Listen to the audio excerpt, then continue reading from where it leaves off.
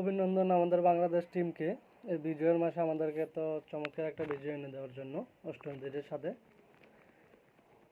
আমরা কিন্তু এক ম্যাচ সাদে রেখে সিরিজটা জিতে নিয়েছিলাম। লাস্ট ম্যাচে আমাদের অনেক কিছু শিকার ছিল, তো আমাদেরকে তো সুন্দর একটা বিজয় এনে দিয়েছে বাংলাদেশ ক্রিকেট। বিজয়ের মাসে বছরের শেষে ওয়েস্ট ইন্ডিজের মাটিতে ওয়েস্ট ইন্ডিজকে টি-20তে হোয়াইট ওয়াশ করাটা কিন্তু অনেক বড় একটা প্রাপ্তির বিষয়।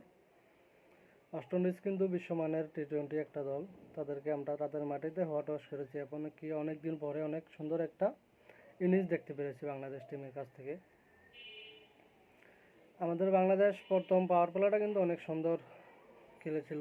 লিটন দাস এবং পারভেজ হোসেন ইমন কিন্তু অনেক সুন্দর একটা ইনিংস খেলেছে আজকে।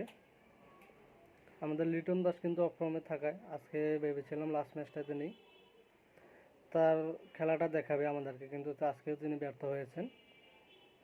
তো তাকে জন্য শুভকামনা রইল, যার জন্য সামনের দিনগুলোতে আরও ভালো খেলতে পারে। কিন্তু পারভেজ হোসেন ইমন কিন্তু সুমু সরকারের ইঞ্জুরির কারণে যে ইনিংসটা খেলে দিয়েছে আমাদেরকে অনেক সুন্দর একটা, এভাবে সুযোগ কাজে লাগাতে হয়।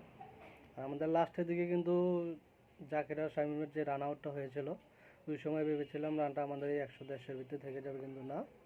জাকির আউট হয়ে যাওয়ার পরও ড্রেসিং রুমে ফিরে যাওয়ার পরও কিন্তু আবার ফিরে এসে অনেক চমৎকার একটা ইনিংস খেলেছে। ফিনিশিংটা কিন্তু আমাদের চমৎকার হয়েছে। আমাদের বলাররা কিন্তু দুর্দান্ত লেভেলের বল করেছে, তা না বললেই নয়। আমাদের তাসকিন আহমেদ, রিশাদ হোসেন লাস্টে 3টা উইকেট নিয়েছে। শেখ মেহেদি, হাসান মাহমুদও কিন্তু দুর্দান্ত বল করেছে। দেখুন 3 ওভার করার মধ্যে কিন্তু মাত্র 9 রান দিয়েছে। 9 রান দিয়ে কিন্তু আপনার একটা উইকেট তুলে নিয়েছে, গুরুত্বপূর্ণ উইকেট।